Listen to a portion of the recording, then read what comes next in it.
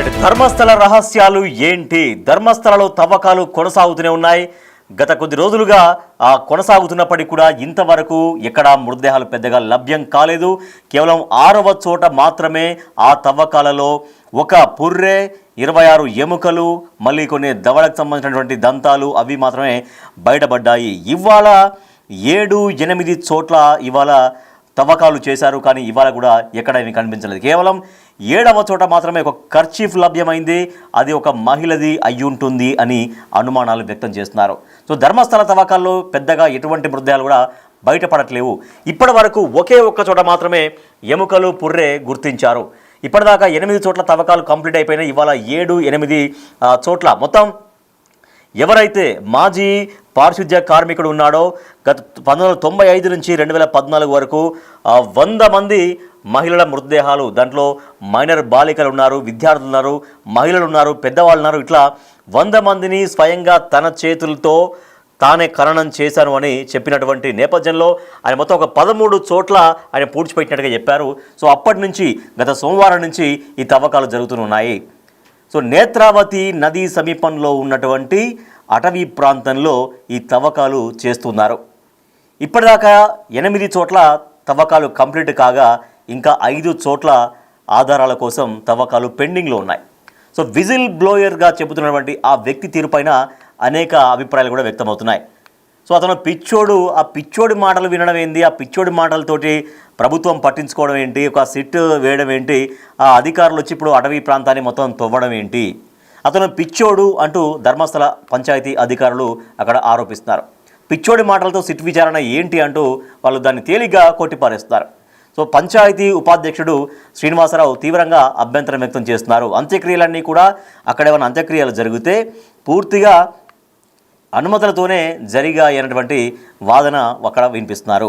శ్మశానం ఉంటుంది, శ్మశానం ఉండగా అడవిలో ఎందుకు ఖననం చేస్తారు అనేటువంటి అనుమానాలు కూడా ఇక్కడ వ్యక్తమవుతున్నాయి వాస్తవానికి.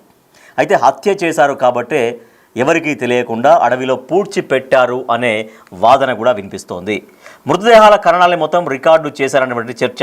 సో అక్కడ నది ఉంటుంది, నది పక్కన శ్మశానం ఉంటుంది, ఆ శ్మశానంలో లెక్క ప్రకారమే ఖననాలు చేస్తారు, దహనాలు చేస్తారు. కానీ మృతదేహాల ఖననాల రికార్డు చేశారన్నటువంటి చర్చ ఒకటి సాగుతుంది. అయితే మరి మిస్సింగ్ కేసుల సంగతి ఏంటి? ఓకే, ఆ ఖననాల గురించి కావచ్చు, దహనాల గురించి కావచ్చు రికార్డు ఉంటుంది, ఓకే, బట్ చాలామంది మిస్ అయ్యారు. మరి మిస్సింగ్ కేసుల సంగతి ఏంటి అనేటువంటి వాదన కూడా బయటకు వినిపిస్తోంది. సో ఉపాధ్యక్షుడి ఆరోపణల్ని ఆ లాయర్ మంజునాథ్ ఖండించేస్తున్నారు. ఎందుకంటే పంచాయతీ ఉపాధ్యక్షుడు చెప్తున్నారు, వాడు పిచ్చోడు, వారి మాటలు విని సిట్ అధికారులు రావడం ఏంది, తర్వాత అక్కడ అడవి ప్రాంతాన్ని మొత్తం తవ్వడం ఏంటి అని ఊరికే తేలిగా చెప్పేస్తున్నారు. కానీ ఆ అధ్యక్షుడి ఆరోపణలని లాయర్ మంజునాథ్ తీవ్రంగా ఖండిస్తున్నారు. సో ఇప్పుడు కేవలం 8 అయిపోయినాయి, ఇంకెన్ని ఉన్నాయి? 9, 10, 11, 12, 13, ఇంకా 5 చోట్లు ఉన్నాయి. సో 5 చోట్లలో కూడా మొత్తం తవ్వకాలు పూర్తయితేనే వాస్తవాలు బయటకు వస్తాయని కొందరు అభిప్రాయం వ్యక్తం చేస్తున్నారు. సో ఇప్పటిదాకా బయటపడకపోవచ్చు. 8 చోట్ల రహస్యాలు రహస్యాలంటే మృతదేహాలు. సో ఆయన చెప్తున్నారు కదా, 100 మంది మహిళల్ని, యువతుల్ని, మైనర్ బాలికల్ని, విద్యార్థుల్ని స్వయంగా తన హస్తాలతో పూడ్చిపెట్టానని చెప్తున్నారు కదా. సో ఇప్పటిదాకానైతే కేవలం ఒకే ఒక్క అస్థిపంజరం, కొన్ని ఎముకలు అవన్నీ లభ్యమైనాయి. ఇంకా 5 స్థానాలు ఉన్నాయి, 5 చోట్లు ఉన్నాయి. 5 చోట్లలో లభ్యం కావచ్చేమో. మొత్తం చూసిన తర్వాత అప్పుడు నిజమా కాదనేది తేలుతుంది. సో నిజంగా మరి ఆయన పిచ్చోడి మాటలు అనుకోవాలా, లేదు నిజమే ఆయన చెప్తున్న మాటలు నిజమేనా అనుకోవాలా అనేది అప్పుడు తెలుస్తుంది. కాబట్టి అప్పటిదాకా ఎటువంటి కంక్లూజన్కి రావద్దు అనేటువంటి అభిప్రాయం కూడా వినిపిస్తూ ఉంది. సో ఇది అంటే ఒక ధర్మస్థల అనేది కర్ణాటకలో చాలా ప్రఖ్యాతమైనటువంటి ప్రాంతం అది. సో అటువంటి ధర్మస్థలలో అసలు ఈ మిస్టరీ ఏంటి, ఈ మరణాల మిస్టరీ ఏంటి? కర్ణాటకలోని ప్రముఖ ఆధ్యాత్మిక క్షేత్రం ధర్మస్థల. సో అక్కడ అనుమానాస్పద మరణాలపైన మిస్టరీ అయితే కొనసాగుతూనే ఉంది. ఇప్పటిదాకా 8 చోట్ల తవ్వకాలు జరిగినా కూడా పెద్దగా ప్రయోజనం మీన్స్ ఆయన చెప్పినటువంటి మృతదేహాలు ఏమీ లభ్యం కాలేదు, ఒక్క అస్థిపంజరం తప్పించి. దాంట్లో అస్థిపంజరం అంటే అది కూడా కొన్ని ఎముకలే ఉన్నాయి, తర్వాత ఒక పుర్రె ఉంది. సో దాని నిర్ధారణ కోసం అనేది సమీప ఆసుపత్రిలో వాళ్ళు దానిపైన ఫోరెన్సిక్ ఎంక్వైరీ అనేది నడుస్తోంది. ఎస్, మా అసిస్టెంట్ ఎడిటర్ రామ్దాస్ మరింత సమాచారం ఉంది సార్. ఎస్ రామ్దాస్, అయితే ఇప్పుడు తవ్వకాలు అయితే జరుగుతున్నాయి. ఇప్పటిదాకా 8 చోట్ల తవ్వకాలు కంప్లీట్ చేశారు. కేవలం ఒక 6వ చోట మాత్రమే కొన్ని ఎముకలు బయటపడ్డాయి, పుర్రె బయటపడింది, కానీ పెద్దగా ఆశించినటువంటి ఏమీ కనపడట్లేవు. మరి నిజంగానే పిచ్చోడి మాటలు విని ఇట్లా ప్రభుత్వం సిట్టు వేయడం ఏంటి, తవ్వకాలు జరపడం ఏంటి అనే అభిప్రాయం కూడా వ్యక్తం చేస్తున్నారు. కానీ మొత్తం 5 ఇంకా మిగిలినటువంటి 5 కంప్లీట్ అయితేనే ఒక కంక్లూజన్కు రావాలనే ఒపీనియన్ కూడా తెలుస్తోంది. సో మరి దాని పట్ల ఎటువంటి 5 ఇంకా మిగిలిన 5 అయినా బయటపడతాయి అన్నటువంటి ఒపీనియన్ కనపడుతోందా, ఆలోచన కనపడుతోందా? అంటే ఇప్పుడు స్పెషల్ ఇన్వెస్టిగేషన్ టీమ్ అయితే చాలా సీరియస్ గా ఇన్వెస్టిగేషన్ చేస్తున్న పరిస్థితి కనబడుతుంది. ఓవైపు ఆ ఫిర్యాదుదారుడు ఎవరైతే ఉన్నారో విజిల్ బ్లోయర్ గా మారిన మాజీ పారిశుద్ధ్య కార్మికుడి ఫిర్యాదు మేరకు అతన్ని వెంట పెట్టుకొని మనం చూస్తున్న దృశ్యాల్లో కంప్లీట్ గా అతను ఒక కళ్ళు తప్ప ఏం కనబడేట్లు మాస్క్ ధరించాడు, బ్లాక్ కోట్ వేసుకొని అతన్ని వెంట పెట్టుకొని అతను చెప్పిన చోటల్లో అంటే ఇప్పటి వరకు నేత్రావతి నది ఒడ్డు తీరాన ఉన్నటువంటి 6 పాయింట్లు నిన్నటి వరకు చూశారు. ఆ 6 పాయింట్లలో పెద్దగా పురోగతి ఏం లేదు. మీరు అంటున్నట్టుగా కేవలం ఒక 12 ఎముకలు మాత్రమే దొరికాయి నిన్న. 12 ఎముకలు కూడా ఒక దగ్గర పేర్చి వాటన్నిటి కూడా పరిశీలించే ప్రయత్నం చేశారు. ఇవి ఆడవాళ్ళయా మగవాళ్ళయా లేదా ఎవరివనే పరిశీలించే ప్రయత్నం చేశారు. ప్రాథమికంగా అవి ఒక పురుషుడి ఎముకలుగా గుర్తించిన పరిస్థితి. మరోవైపు నిన్న ఒక రెడ్ బ్లౌజ్ అలాగే ఒక పాన్ కార్డు, ఒక ఏటీఎం కార్డు దొరికిన పరిస్థితి. అది కూడా పాన్ కార్డు ఒక చనిపోయిన వ్యక్తి సురేష్ అనే వ్యక్తి, అతను కూడా మద్యానికి బానిసై ఆయన మంగళూరు జిల్లాకు చెందిన నీలమంగళ ప్రాంతానికి చెందిన ఒక వ్యక్తి. ఆ ఏటీఎం కార్డు ఏటీఎంతో ఆయన తల్లికి సంబంధించి లక్ష్మి ఆవిడ సజీవంగానే ఉన్నారు, ఆవిడ నిక్షేపంగా ఆరోగ్యంగా బతికే ఉన్నారు. సో ఇది అంటే ఇప్పటి వరకు పెద్దగా సాధించిన పురోగతి ఏం లేదు. కానీ దేశవ్యాప్తంగా ఏదో ఒక రకమైనటువంటి ఉద్విగ్న వాతావరణం అంటే ఈ వ్యక్తి చేసిన ఆరోపణలు నిజంగా చాలా దిగ్భ్రాంతికరంగా ఉన్నాయి. వందలాది శవాలను 1990 నుంచి 14 వరకు ఆయన పాతి పెట్టానని చెప్తున్న అంశాలన్నింటికి సంబంధించి కూడా ఇప్పుడు అయితే రామదాస్ అసలు ఆ వ్యక్తి ఆరోపణలను నమ్మడానికి ఫస్ట్ ఆ వ్యక్తి ఆరోపణలు చేస్తే ఆరోపణల్ని పరిగణలోకి తీసుకోవాలి, అవి నిజమే అని నమ్మాలి, నమ్మిన తర్వాతనే ప్రభుత్వం ముందుకు రావాలి, సిట్ ఏర్పాటు చేయాలి, ఇవన్నీ జరగాలి. అండ్ నిజంగా అంటే అంత నమ్మడానికి గల కారణం ఏంటి? నిజంగా ఆ వ్యక్తి ఏదో ఊరికే చెప్తున్నాడని ఎందుకు అనుకోలేదు, ఎందుకు నమ్మాల్సి వచ్చింది అనేది కూడా ఎట్లా ఇక్కడ మనం డిస్కస్ చేసుకోవాలి.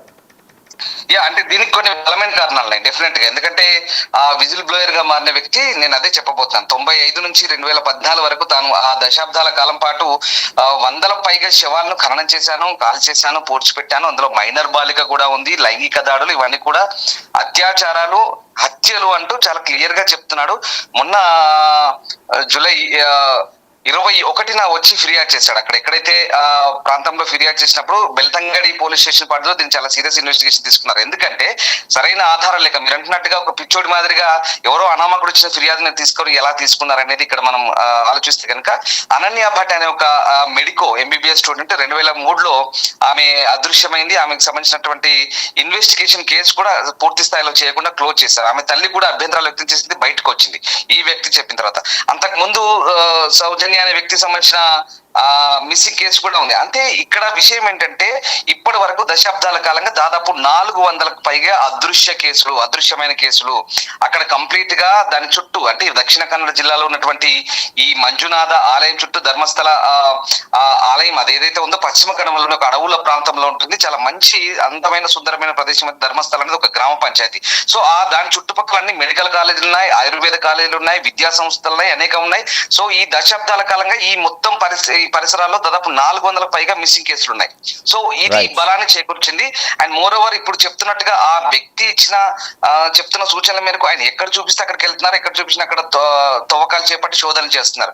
మనము స్టెల్లా మేరీ అనే ఒక ఆవిడ అక్కడ స్టెల్లా వర్గీస్ అనే ఆవిడ, అలాగే డీజీపీ ప్రణబ్ భారతి, అలాగే చాలా మంది ఇంకా దయానంద్ ఎస్పీ, ఇలా చాలా మంది అక్కడ సైమన్, చాలా మంది ఎస్పీ ర్యాంకర్లు అంతా కూడా 8 మంది ఎస్పీ ర్యాంకర్ అధికారులు, చాలా మంది కూడా ఒక టీమ్ గా ఏర్పడి 30 మంది, 1 కాదు 2 కాదు రాజేష్, ఫోరెన్సిక్, అటవీ శాఖ, రెవెన్యూ శాఖ, మెడికల్ టీమ్స్, పోలీస్, అసలు చాలా వరకు కూడా విస్తృతంగా శ్రమిస్తున్నాయి. అండ్ ఆ గ్రామ పంచాయతీ అధికారులు మాత్రం అతను చెప్పిన అన్ని కూడా కట్టు కథలు, ఇతను ఒక పిచ్చోడి మాదిరిగా వివరించాడు. అతని మాటలు పట్టుకొని మీరు అంటే ఇప్పటి వరకు ఎలాంటి పురోగతి లేదు కాబట్టి వీళ్ళు ఇంత ఖచ్చితంగా మాట్లాడుతున్నారు. ఒకవేళ నిజంగా ఆ పురోగతి ఉంటే కనుక దానికి బలం చేకూరేదేమో. బహుశా మరి ఇప్పటి వరకు జరిపిన తవ్వకాలు ఎందుకు దొరుకుతుందంటే నేత్రావతి నది ఒడ్డున అవన్నీ కొట్టుకుపోయి ఉంటాయని ఆయన చెప్పాడు. వర్షంలో కొట్టుకుపోయి ఉంటాయి లేదా మట్టిలో కొట్టుకుపోయి ఉంటాయి, నదీ పరివాహక ప్రాంతం. కానీ ఇప్పుడు నేను చెప్పేది అసలు కథ ఇక్కడి నుంచి మొదలవుతుంది. ఈ 7 నుంచి 13 వరకు ఖచ్చితంగా దొరుకుతాయి అంటున్నారు. బట్ ఇవాళ జరిగిన తవ్వకాల్లో ఫైనల్ గా ఎలాంటి అవశేషాలు అయితే లేదు. సరే చూడాలి మరి నిజంగా ఇవన్నీ కట్టుకథలైనా, ఆయన చెప్పిన ఆరోపణలకు దిగ్భ్రాంతికరమైన ఆయన చేసిన ఆరోపణలకు ఏమైనా ఆధారాలు దొరుకుతాయా, ఇన్వెస్టిగేషన్ లో ఏం తేలబోతుంది, let's wait and see. Right, yes, thank you Ramdas. Yes, అది ధర్మస్థలలో అనుమానాస్పద మరణాలపైన మిస్టరీ అయితే కొనసాగుతోంది. ఎవరైతే విజిల్ బ్లోయర్గా మారారో ఆయన గతంలో అక్కడ పారిశుద్ధ్య కార్మికుడిగా పనిచేశాడు. అప్పుడు పారిశుద్ధ్య కార్మికుడిగా పనిచేసినటువంటి సమయంలో 1995, 94, 95 ఆ ప్రాంతం నుంచి 2014-15 వరకు ఒక 100 మంది మహిళల్ని స్వయంగా తన చేతులతో తానే పూడ్చిపెట్టాను అనేది ఆయన పోలీసులకు ఒక లేఖ రాశారు. లేఖ రాసిన తర్వాత నుంచి ఒక సంచలనంగా మారింది. ఎస్, అంటే నిజంగా మరి వాళ్ళందరూ నిజంగా ఆయన చెప్పిన విషయాలు వాస్తవమేనా? ఎన్ని చోట్ల ఆయన పాతి పెట్టాడు అని కనుక్కుంటే మొత్తం 13 చోట్ల నేను పాతి పెట్టాను అని ఆయన పోలీసులకు చెప్పడం. సో తర్వాత కర్ణాటక ప్రభుత్వం దీన్ని చాలా సీరియస్గా తీసుకుంది. తర్వాత ఒక సిట్ని ఏర్పాటు చేసింది, స్పెషల్ ఇన్వెస్టిగేషన్ టీంను ఏర్పాటు చేసి సోమవారం నుంచి అక్కడ సమీపంలో నేత్రావతి నది సమీపంలో ఎక్కడైతే అతను చూపించాడో 13 స్థలాలు చూపించారో ఆ 13 అనుమానిత స్థలాల్లో వాళ్ళు తవ్వకాలైతే జరుపుతున్నారు. మనం చూస్తున్నాం అక్కడ విజువల్స్లో చూస్తున్నాం బిగ్ టీవీ స్క్రీన్ పైన. అతను ఎవరైతే విజిల్ బ్లోయర్గా ఉన్నాడో ఆయన టోటల్గా మొత్తం ముసుగేశాడు. ఆయన బ్లాక్ అండ్ మొత్తం టాప్ టు బాటమ్ బ్లాక్ దుస్తులు వేసుకున్నాడు. ఆయన ఎవరో కూడా ఫోటో ఎక్కడ రివీల్ కావట్లేదు. సో తనని వెంట పెట్టుకుని మనం చూడవచ్చు. ఎస్, అక్కడ లాయర్ ఉన్నారు, పోలీసులు ఉన్నారు. ఆ వ్యక్తి ఉన్నాడు, మొత్తం ముసుగు వేశారు ఆ వ్యక్తికి. ఆ వ్యక్తిని తీసుకెళ్ళి ఆయన ఎక్కడ చూపిస్తే అక్కడ తవ్వుతున్నారు. మొత్తం ఆయన 13 చోట్లు చూపించారు. ఈ 13 చోట్లలో 100 మంది మహిళలను, దాంట్లో మైనర్స్ ఉన్నారు, యువతులు ఉన్నారు, పెద్దవాళ్ళు ఉన్నారు. అట్లా వాళ్ళందరినీ కూడా స్వయంగా తన చేతులతో అక్కడ ఖననం చేసినట్టుగా చెబుతున్నారు. మరి ఎందుకు ఖననం? అసలు వాళ్ళందరూ ఎవరు? చంపబడ్డారా, చనిపోయారా, ఏమైంది అనేది కూడా ఆ మిస్టరీ మొత్తం ఛేదించాల్సినటువంటి అవసరం ఉంటుంది. సో ఇప్పటిదాకా మొత్తం ఇవాళైతే 7 and 8 చోట్లలో, అంటే ఆయన చెప్పినటువంటి ప్లేసెస్లో 7th ప్లేస్ అండ్ 8th ప్లేస్లో ఇవాళ తవ్వకాలు జరిపారు. నిన్న 6వ చోట, తను చెప్పినటువంటి 6వ చోట తవ్వితే అక్కడ ఒక పుర్రె వచ్చింది. తర్వాత ఒక 26, 27 ఎముకలు వచ్చాయి. కొన్ని దంతాలు, దవడకు సంబంధించినటువంటి ఇవన్నీ కూడా అవశేషాలు అయితే బయటపడ్డాయి. సో వాటిని ఆసుపత్రికి తీసుకెళ్ళి అక్కడ ఎంక్వైరీ చేస్తున్నారు. అక్కడ ఫోరెన్సిక్ నిర్ధారణ చేస్తున్నారు. ఇది ఎప్పుడు పాతి పెట్టారు, ఎవరిది ఆ పుర్రె, మహిళదా, పురుషుడిదా, ఇదంతా కూడా ఎంక్వైరీ చేస్తున్నారు. తర్వాత ఇవాళైతే 7 and 8 ఈ 2 చోట్ల ఎంక్వైరీ చేశారు. 2 చోట్ల ఎంక్వైరీ చేస్తే ఎంక్వైరీ మీన్స్ అంటే అక్కడ తవ్వకాలు జరిపితే పెద్దగా ఏమీ కనిపించిన దాఖలాలు అయితే లేవు. అయితే మొన్న అంటే సెకండ్ స్పాట్లోనైతే ఒక ఏటీఎం, డెబిట్ కార్డు, తర్వాత పాన్ కార్డు ఇవన్నీ ఆధారం దొరికాయి. వాళ్ళకు దొరికితే అక్కడ దాన్ని బట్టి ట్రేస్ చేస్తే వాళ్ళ ఎవరైతే చనిపోయినటువంటి వ్యక్తి ఉన్నారో వాళ్ళ అమ్మని ట్రేస్ చేయగలిగారో. అమ్మని ట్రేస్ చేస్తే తను అనారోగ్యంతో చనిపోయాడు, అక్కడ పాతి పెట్టామనేది చెప్పినటువంటి మాట. మరి ఈ వ్యక్తి చెప్పినటువంటి మృతదేహాలు ఎక్కడా? ఇప్పటిదాకా మరి 100 మంది మృతదేహాలు పాతి పెట్టానని చెప్పినప్పుడు ఇన్ని 7-8 చోట్ల తవ్వకాలు జరిపినప్పుడు అవి ఎక్కడో ఒక చోట నెంబర్స్ ఎక్కువగా బయటపడాలి, 2, 3, 4 అట్లా బయటపడాలి. మరి మిగిలిన చోట్లకి కేవలం ఇంకా 5 చోట్లు ఉన్నాయి. 9వ చోటు ఉంది, 10వ చోటు, 11వ చోటు, 12వ చోటు అండ్ 13వ చోటు. ఈ 5 చోట్లలో మరి ఈయన చెప్పినట్టుగా 100 మంది శవాలు బయటకు వెళ్తాయా లేదా? సో చాలామంది ఏం చెప్తున్నారు, అక్కడ గ్రామస్తులు ఏం చెప్తున్నారు, ఇక్కడ పంచాయతీ శాఖ సంబంధించినటువంటి గ్రామస్తులు ఏం చెప్తున్నారంటే, వాడో పిచ్చోడు, ఆ పిచ్చోని మాటలు నమ్మడం ఏంటి? ఆ పిచ్చోడు చెప్పినంత మాత్రాన నిజం అయిపోతాయా? ఆ పిచ్చోని మాటలు నమ్మి ప్రభుత్వం ఈ రకంగా సిట్ ఏర్పాటు చేయడం ఏంటి? ఆ పోలీసులు వచ్చి మొత్తం అడవిని తవ్వడం ఏంటి అనేది అసలు ఏంటి? ఒక పిచ్చోడు చెప్తే నమ్ముతారా అనేది అక్కడ వాళ్ళు అడుగుతున్నారు.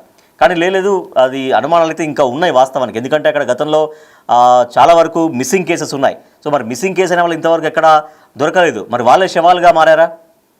వాళ్ళని ఎవరైనా చంపేశారా? అత్యాచారాలు చేశారా వాళ్ళపైన? ఇవన్నీ అనుమానాలు ఉన్నాయి. ఇవన్నీ కూడా బయటకు రావాల్సినటువంటి అవసరం ఉంది. సో ఇప్పటికే తేలిగ్గా కొట్టేసే పరిస్థితి కూడా లేదు.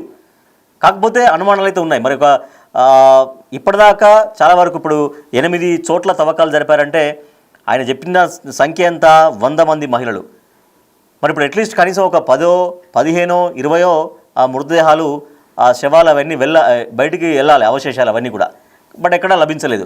మరి మిగిలిన 5 చోట్లనే 100 మానవ శరీర అవశేషాలు బయటపడతాయా లేదా అనేది కూడా చూడాలి.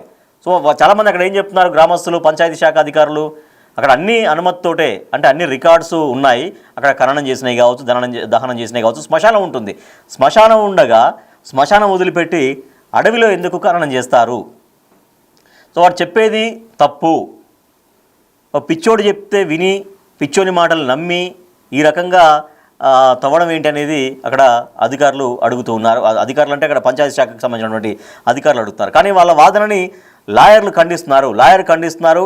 ఖచ్చితంగా మిగిలినటువంటి 5 చోట్ల పూర్తిగా తవ్వకాలు జరిపితే కానీ అసలు వాస్తవాలు బయటకు వచ్చే పరిస్థితి లేదు అని అంటున్నారు. సో మరి చూడాలి, ఇవాళ అయితే 7-8 చోట్ల తవ్వకాలు జరిపారు. మరి ఇంకా రేపు ఎల్లుండి ఆపరేషన్ అనేది ఎప్పటిదాకా సాగుతుంది? సో మీరేమనుకుంటున్నారు? బిగ్ టీవీ ప్రేక్షకులుగా మీరేమనుకుంటున్నారు? మీ ఒపీనియన్ కూడా మీరు కామెంట్ సెక్షన్లో చెప్పొచ్చు. అలాగే అసలు అక్కడ నిజంగా హత్యలు జరిగాయని భావిస్తున్నారా, జరగలేదు అని భావిస్తున్నారా? బిగ్ టీవీ పోల్లో మీరు కూడా ఓట్ చేయొచ్చు.